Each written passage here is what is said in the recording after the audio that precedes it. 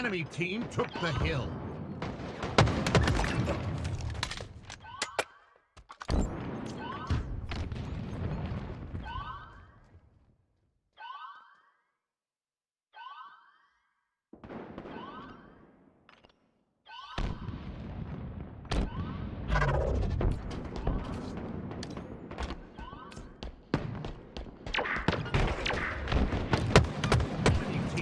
The hill. Enemy about to score. All right, Eli, here we go. Dropping in hot Mikowski alongside my duo from 05 as we join you guys for the second round of matchups. And the first score for Complexity as they get off to a good start. A highly contested opening hill, it looked like, but Complexity take the lead.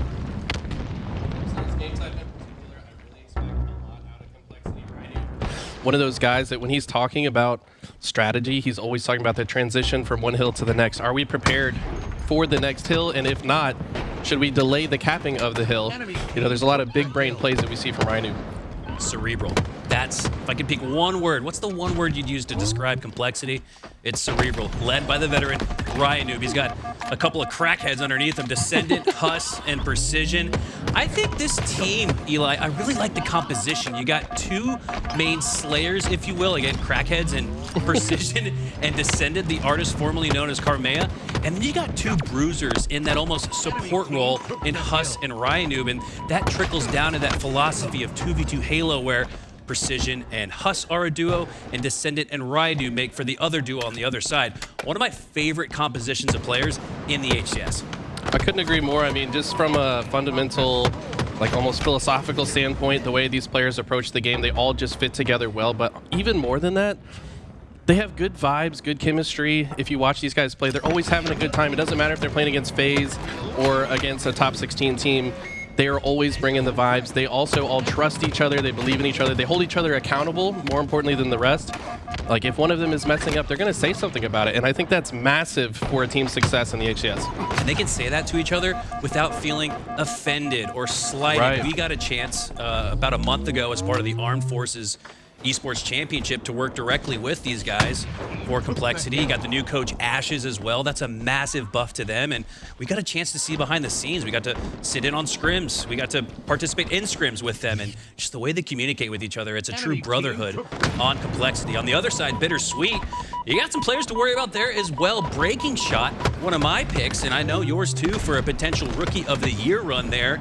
You got Cherished, who acts as that glue player. He's so confident, almost a bruiser role as well. Doesn't back down from a gunfight. We saw him yelling actually at Optic Gaming last year at HCS Arlington when Status Quo took a game off of Optic on the main stage. And then you got Piggy and Morley rounding out the squad. I really like this BitterSweet roster and wouldn't be surprised if they make some noise here this weekend. Definitely agree with you. So much talent on the side of BitterSweet. What is playing against them, though, is time in. I mean, these guys had so many team changes throughout the offseason.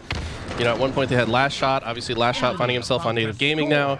But at the end of the day, as everything shook out, this could have been potentially one of the best versions of the team that they've had. So even despite the tumultuous offseason, they're looking quite strong as they try to get the third hill. They actually looked like they could have gotten this one, but Complexity just too strong. We'll have to see if they can maybe rotate here and get in position for this mud hill. This is the new hill. We didn't see it last season.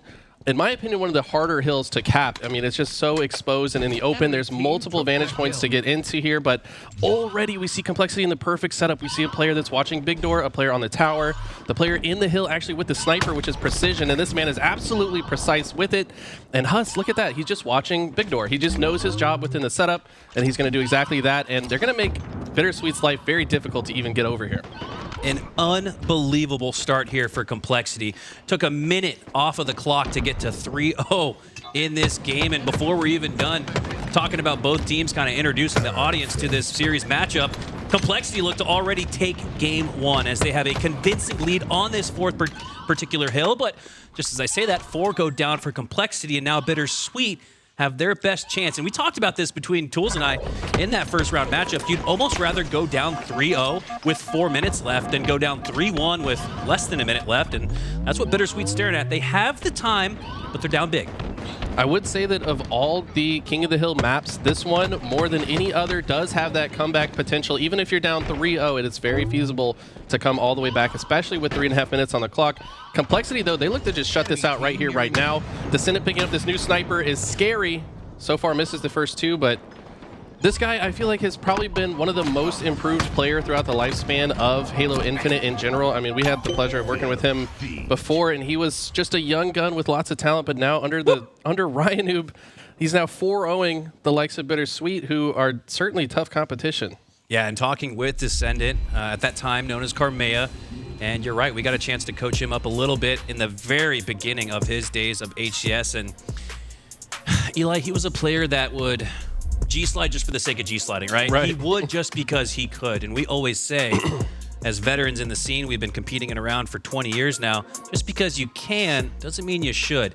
And I feel like that's the noticeable improvement I've seen between Descendant. And it almost makes sense for him to have that name change from Carmea to Descendant, because not only has his name changed, but his game has as well. The strategy, the pressing on the gas at the right time, holding the brakes at the right time as well, maybe most importantly, has been such a stark evolution and growth in this young man's career, and I think we're just seeing the start of Descendant.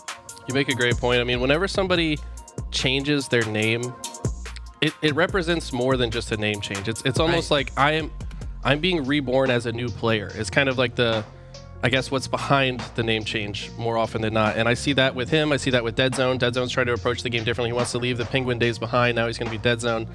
Descendant here wanting to leave the Carmea days behind, and now he's Descendant. And I don't know. It's so cool to see kind of the evolution of these players and come into their own. He's still very young as well. What, he's 19 maybe? Yeah, 19. Tops. And RyaNoob, kind of like the dad of this roster. Shout out, he's actually a dad, IRL as well. I mean, the guy's got a lot going on in his life, but what's crazy to me about RyaNoob is we've seen him be a phenomenal player ever since we first saw him as a really good noob at the Dallas Combine in, 2010? And now it almost feels like he's playing better Halo than ever. Like, he's so adaptable. Like, he used to play that slow, methodical style, and that's what he became known for. But now, surrounded by these guys, he's like, man, I got to speed up to keep up with these kids, and he's really picked up the pace of his gameplay. Well, Eli, you judge RyaNoob based on the eye test, seeing improvement. We check the stats. He has improved. He's at the very top of the list as it relates to KDA. And you'd be surprised. He didn't jump off the stat sheet necessarily in that regard last season. How has RyaNoob gotten to new heights where he's climbing up 10 years into his career? He's like you said, maybe the best he's ever been. He's not getting more kills. He's getting more assists and less deaths. So he's playing smarter. He's really defining the role, it feels like, for Complexity. Talk me through what could lead to or create this almost renaissance we're seeing from RyaNoob. I mean, the thing about a brilliant mind is the more time in they have with something, the more clearer the picture is in their minds. Like, he's now had so much time with Halo Infinite that he sees it from a different perspective than he previously had. And I think he's kind of seeing these young, talented players that surround him as just like supercharged chess pieces on his chessboard. And he's just sending them out like, oh, you didn't know the Queen could do a backflip no-scope? Yeah, that's crazy, right? Only on this team they can. But RyaNoob just controlling the pieces of the squad. And I feel like he's just got a really full understanding of the game. And he also thinks about the game a lot differently than other players too. So once he gets into this like rhythm when it comes to a specific Halo title, that's when he's at his most dangerous. And if RyaNoob's at his best and most dangerous, well, so too is Complexity. And they're one of my picks this weekend for, it's hard to say dark horse because they're a clear top 6 team, I'd say. They have the #1 seed in their pool after placing 4th in the major qualifier. They, at one point in the offseason, upset FaZe with a reverse sweep, no less. Right. Is that possible, you think? Is a top 3, top 4, like we saw online, possible for them on LAN? And if so, how are they going to do it? It's 100% possible. I think there's a lot of squads that are in that conversation. I mean, Shopify comes to mind as well, but I mean, it really just comes down to taking every single game one step at a time, every single situation within each game one step at a time. And I think that's what makes Complexity a good roster, is that's how they treat every single game. It's not, yeah, we've got a game plan, so let's just go in and hope that it works out. They're adapting their game plan on the fly, moment to moment. And that is such a powerful thing in this game where it's such about modulating your pace, like knowing when to speed up, when to slow down. I feel like Complexity might be one of the best rosters in the game. I mean, that's how I think of FaZe, SSG, and Optic, and that's really what I'm seeing from Complexity. And they're able to come up with counter strategies on the fly against those kind of teams. So they're just an exciting team. I don't know if we could get a listen in at some point throughout the weekend, just so you guys could hear what I'm talking about. I mean, these guys are coming up with game plans in the moment. I think Ashes has a lot to do with that as well. This is why we're duos, Eli, because that was exactly where I was going to take it next. And you look at RyaNoob, and we talked about his statistical improvement in KDA. I think one of the reasons that is because he doesn't feel the weight so much anymore to be that player coach. He can now be the support role player that I think best suits a guy like RyaNoob, who's in, like you said, year 10 of his Halo career. Ashes, a big reason why RyaNoob does not have to worry about specifically almost like leaning in on every breath. Like, he's got to IGL, he's got to make the right call. I don't think he feels that weight and pressure anymore with Ashes. Talk to me about Ashes, the coach for Complexity, as we kick off this game 2 on Recharge.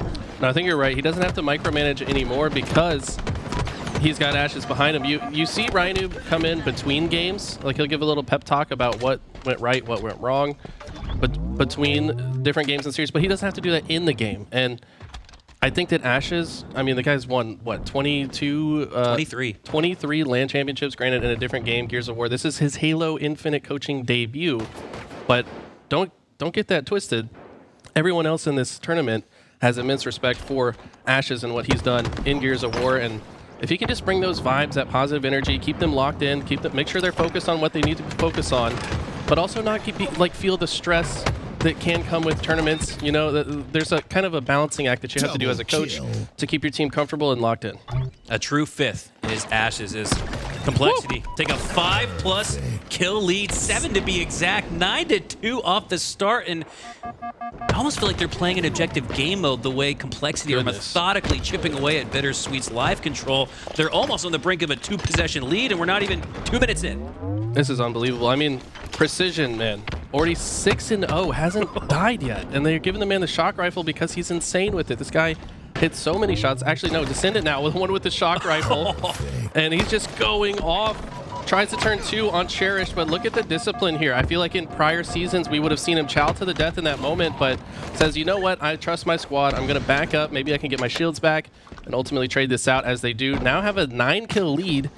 And the way that they play this map in mode, it feels like they just kind of flow around the map together. RyaNoob, the first time that any of them have been kind of on an island, we'll see if it pays off. No, he does get taken down. This could be actually the opening the BitterSweet needed.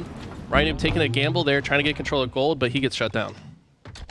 Yeah, really getting to see a first-hand look at the maturation of Descendant and at the improvement from Complexity. As they're a team that was sometimes vying for top 12 even last year. I don't think that's going to be the case this year. I think Complexity is going to be a mainstay in the top 6, and who knows, maybe even break through into the big 3, as BitterSweet have come back in this one, however slightly, down by 6 now, but really need to find a good stretch of gameplay. They really need to find some split spawns here, as Cherished earns the slay on Huss. Piggy finds another slay as well, and this one's back to a 5-kill game.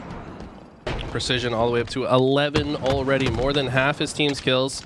BitterSweet have done a good job to come back here, but now back into the neutral state, either team with a clear advantage.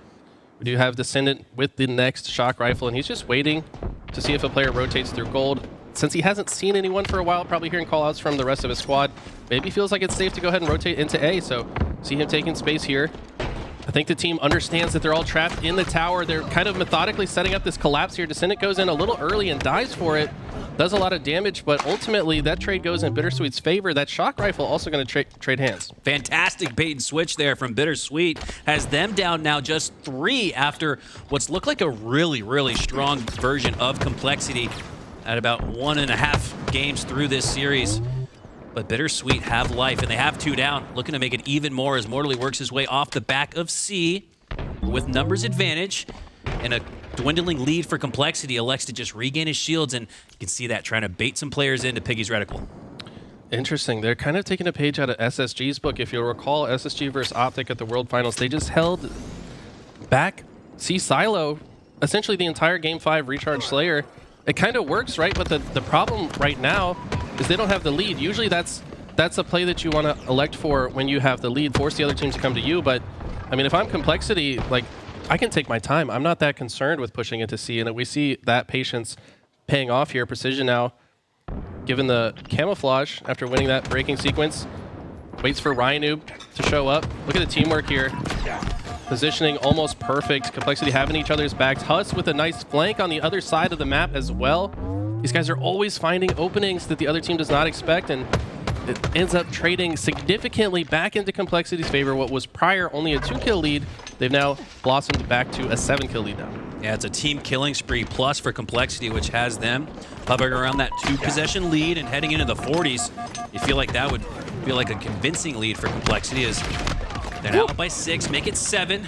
Players going down back and forth as BitterSweet has made things close, but they haven't had that same stretch of gameplay like we've seen from Complexity. And let's just keep it real, they haven't had a player on their roster like Precision, sitting at 14, 4, and 7. Absolutely incredible. He's got half the kills of BitterSweet. And this game was momentarily close, but now it's busted wide open. Almost a double-digit lead now for Complexity as they look to finish strong.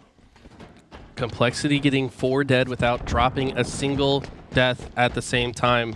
Those moments are massive in Team Slayer. That means you can spread out, you can take space on the map, force the other team to spawn in a specific spot. That's exactly what they've done. They let them spawn in A, and look, they're ready to collapse back in on them. BitterSweet all charging out in one direction and somehow get out of the situation with 2 kills. Very impressive from BitterSweet. You have to think that Complexity had a major advantage after sending them 4 dead. Especially in the sense that Complexity really played for the trade. Felt like they had some trades there with those grenades at the back of gold. Instead, BitterSweet get a clean feed, and it's still not enough. 40-30 as Complexity, despite a nice stretch of gameplay, you could argue, from BitterSweet, they still have a convincing lead in this one. And now it's Huss jumping on the kill train. He's got 10, 4, and 8 as he pushes into the top of A. Earns another slate with the hands. Now he's got the commando out, looking to take down a second player. But, a little, almost like reverse ninja, you could call it there, for Cherished, as he takes down Huss. As this one is gonna come down to the camo, and if BitterSweet want any chance, they have to find maximum value here from Piggy. I'm happy to see Piggy as the one with the camo. I feel like Piggy, one of those really patient players, understands exactly where his moments to strike are. I think he's definitely one of the standout players on this roster. Doesn't pick a very obvious route, but he gets shut down. Kind of bad timing there. Thought that maybe he could sneak through on the bat ledge while his teammates swung in from the sides, but Complexity seemingly ready for it. Maybe predicting bat ledge would be a optimal route for the camo guy. If that's the case, then they can play defense against it.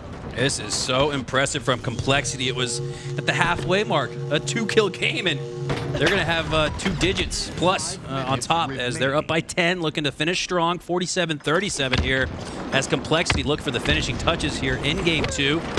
Less than 5 minutes on the clock, but less than 5 slays needed to secure the victory as Cherished gets the sticky.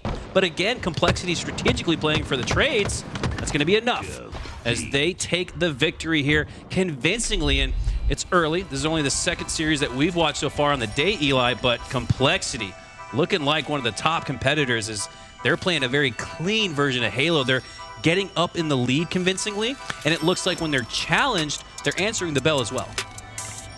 To me, it's all about precision, man. We've been talking about precision for a long time, back on that G1 roster, and it really all the rosters he's found himself on. He's been, when you watch his screen, you can almost just sense that there's just something different about the kid, right? Like, he has immense natural talent, but the difference between the past and now is in the past, he would kind of overextend because he's so confident in his individual ability. A little bit like Descendant. Right, exactly. It's very similar to Descendant in that way.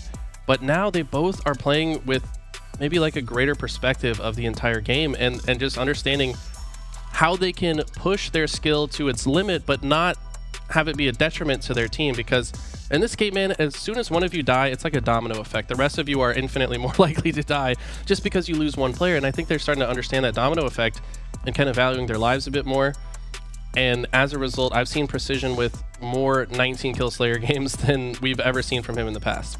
And let's talk about the man that's setting him up, Huss. We had a chance to work with him a lot on that previous roster, and he told us, I prefer to earn assists. I get my dopamine, I get my enjoyment from the game earning assists. And talk about a guy who's earned his way here, Huss. If you take a look at his placements historically, Eli, he was placing on lane at the start of Halo Infinite in Season 1, top 48, top 32. I mean, this was not a guy who's blowing the roof off with his performance and with his placings, but he's found a way here into the top 8, and he's looking to solidify it here with complexity.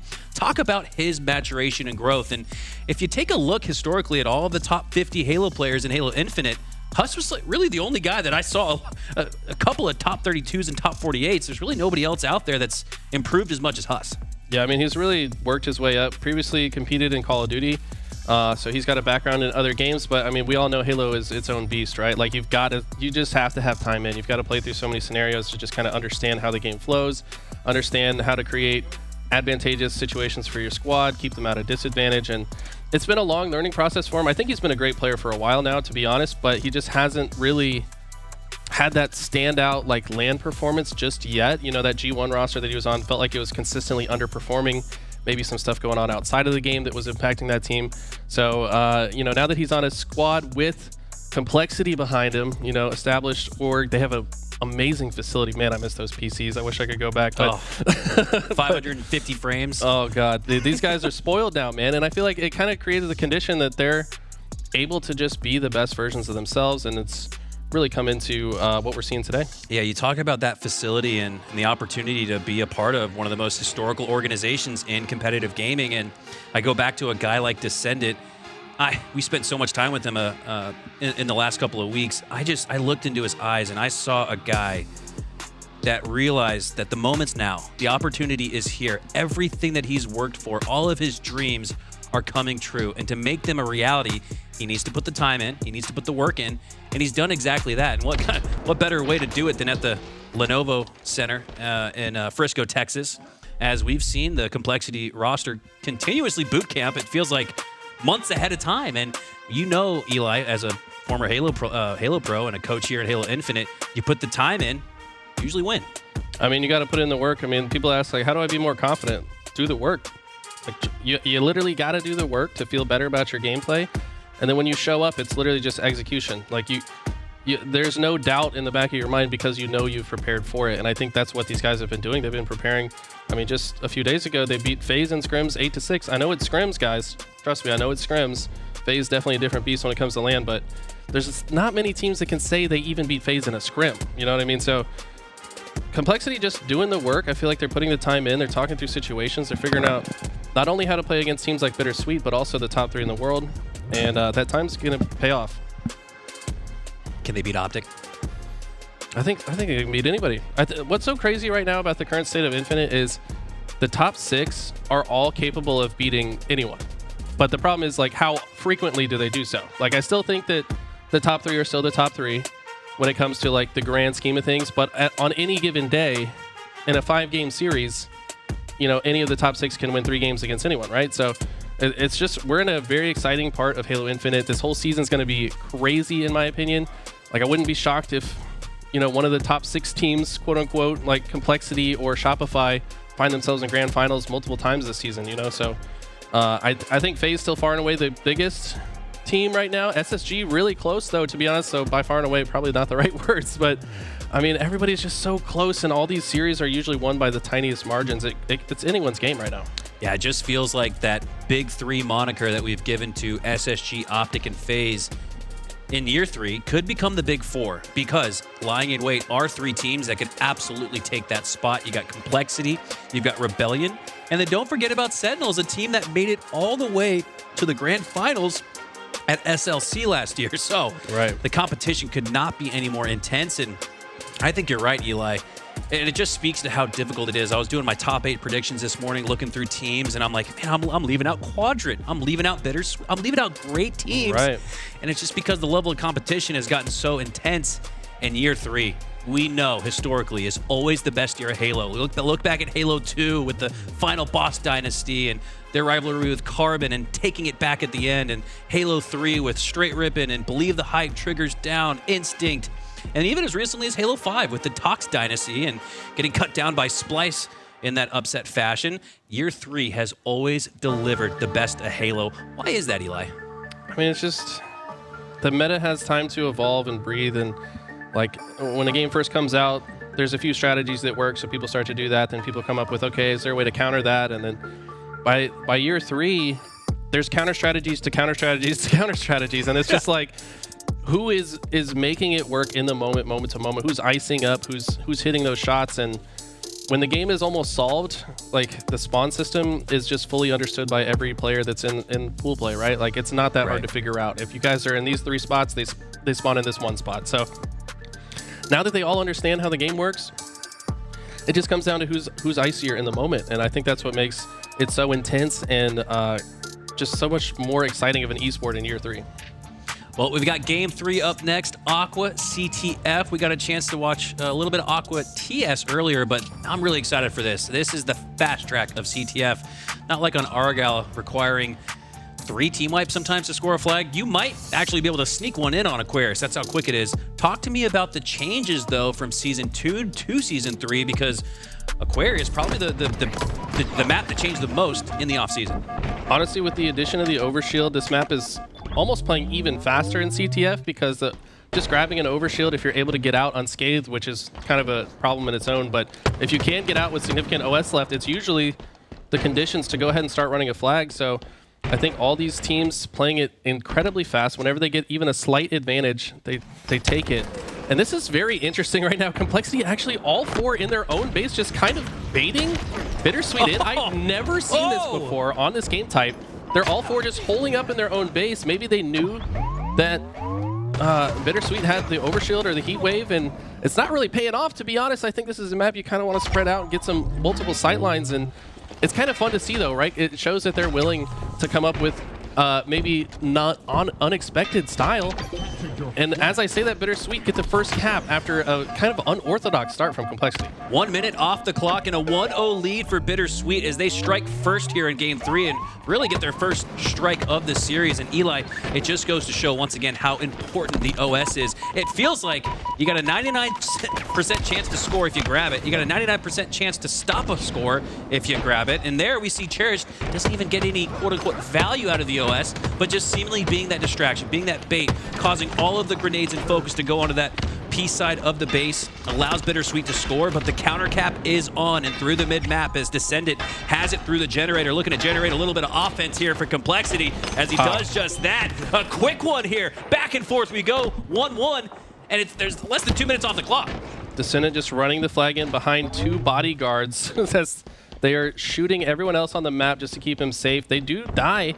Looks like Precision and Descendant, last 2 alive on the squad, though. This thruster now respawning every minute currently. Just have to see if they can fix the red rack issue with that later in the season, but it's going to be a fair amount of thrusts on this map. Not quite as many as we saw last season.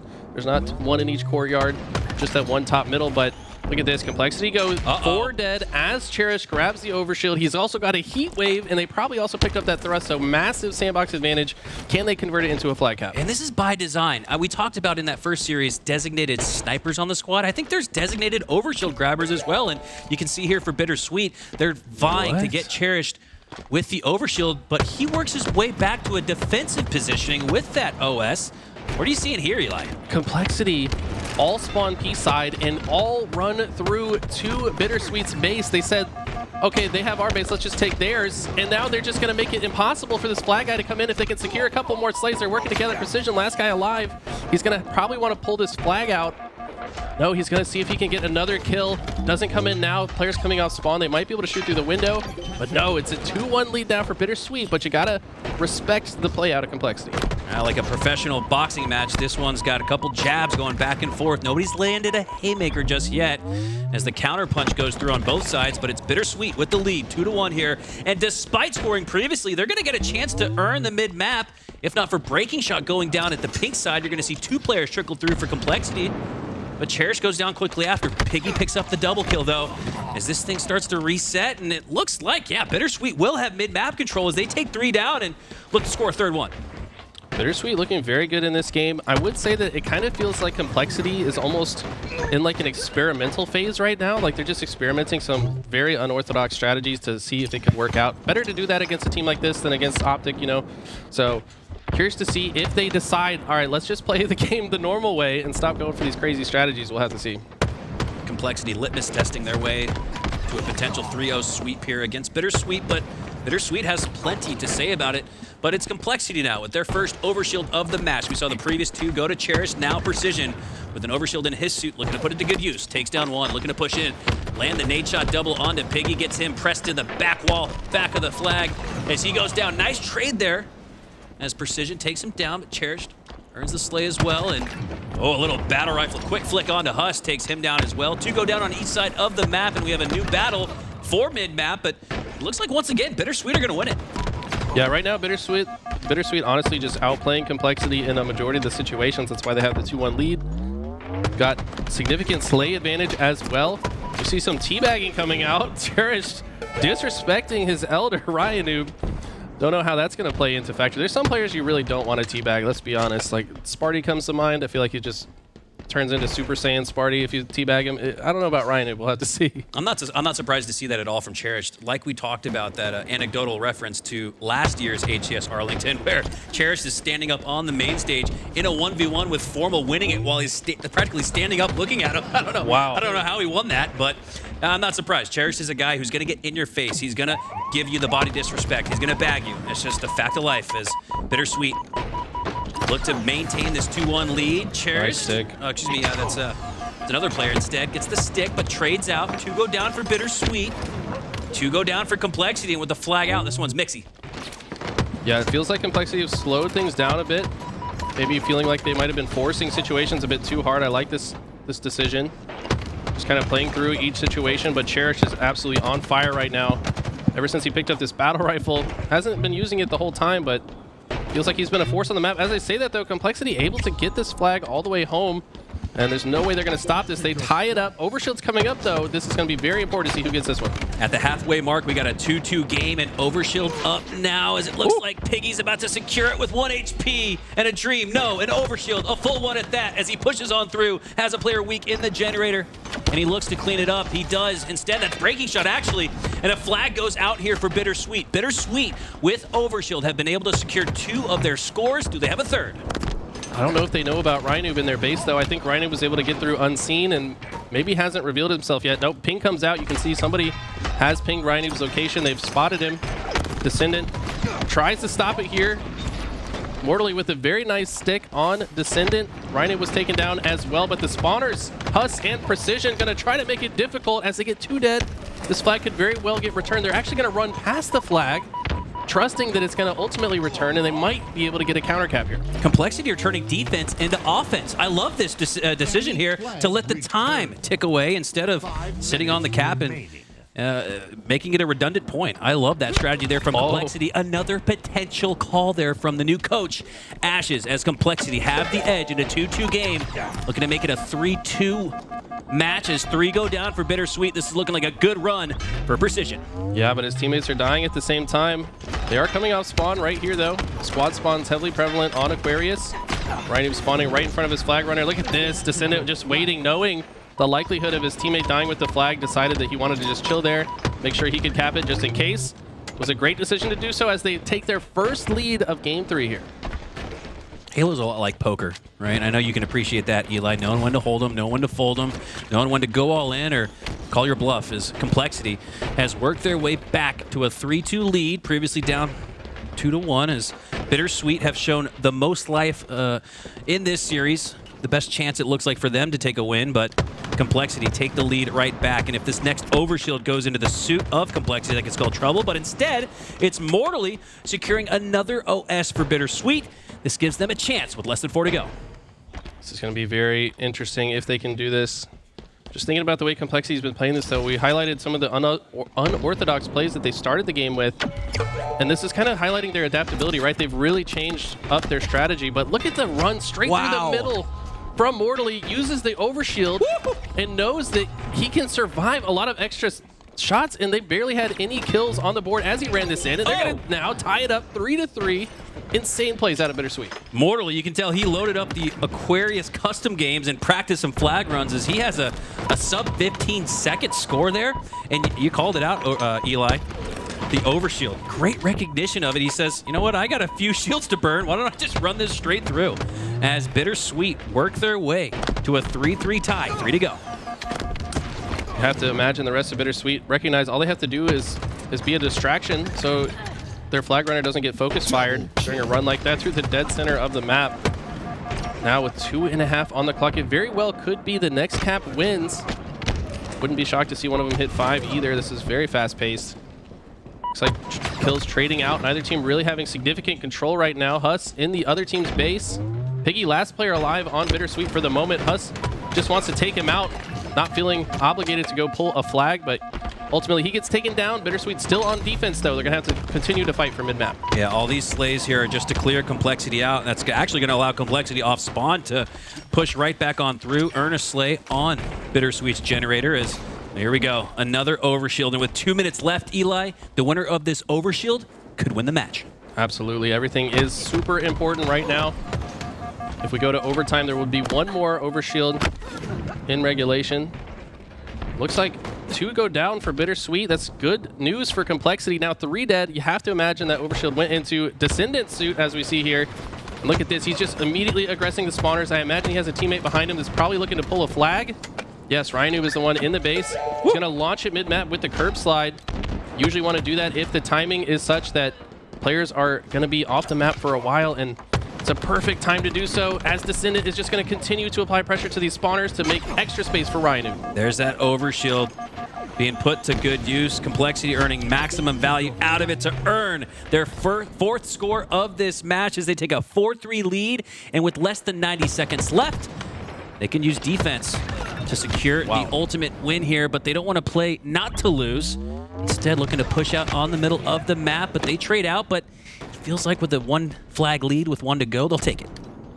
Yeah, I mean, I know it's cliche, but on this game type specifically, a good defense is definitely a good offense. You want to continue to apply pressure. If you can keep the other team in their base, they won't have a chance to pull your flag. So we see Piggy here is in Complexity's base. I think they've spotted him. They've got multiple players trying to fight the Jin, but Precision with a huge double kill shuts them down. That could have been the play to secure this W, but Cherished and Morley are going to have to try to make something work here. Oh, Precision with what could have been a game-winning double kill almost earns a back-to-back double. That gets cleaned up nonetheless from RyaNoob. He'll earn a double kill on the flip side. And BitterSweet, they just don't have enough lives to work with after that impressive stretch run there from Precision. Yeah, but 2 dead, 20 seconds on the clock. This is not impossible. Complexity definitely made it their lives very difficult, but 15 seconds is more than enough time to win this battle and pull a flag. Force an overtime sudden death here. 10 seconds now. Piggy's got to stay alive, though. And Piggy has to earn this lay on Huss. He does. But does he trade out? Yes, he does. Huss gets the trade out. And that could very well spell trouble for BitterSweet. They go 3 down. We're going to see sudden death, but it feels like BitterSweet's death in this series is just moments away, as it is, in fact, Complexity take a 3-0 sweep. Very impressive stuff from Complexity. Now, I'll be honest, it kind of felt like Complexity was trolling at the beginning of the series. I mean, they literally all sat in their own base. What kind of play is that? They had to be trolling, right? I mean, you watch these guys scrim. They literally would say, hey, let's all just run Pillar Door off the beginning of Live Fire. They just come up with silly things to just see if it works. They're just limit testing. Right. And I kind of agree with that, though, because what if the crazy play works really well? Then maybe you could, employ it against a team like Optic or FaZe, but it really didn't work at all. BitterSweet takes an early lead, and they finally say, all right, guys, let's just play the game normally, and then they clutch it up. We talk about risk-reward all the time in Halo, Eli. Complexity, led by their coach Ashes, they're taking it to another level where they're risk-rewarding different strategies and metagames that could be forming again in an entirely new environment with the Bandit Evo as the head start, or as the starting weapon. And then let's be real, not just was the starting weapon changed going into Season 3, but the entire meta was. Every map was. The placement of power weapons and equipment and the battle rifle now taking place as a utility weapon as opposed to a starting weapon. I don't blame Complexity. Actually, I love the idea to litmus test their way to a 3-0 sweep as Complexity start their run here strong, and it's been a strong start to the tournament so far. It's here. HCS Season 3 is finally here. Eli, what are some of your early initial thoughts as we witness 2 series so far?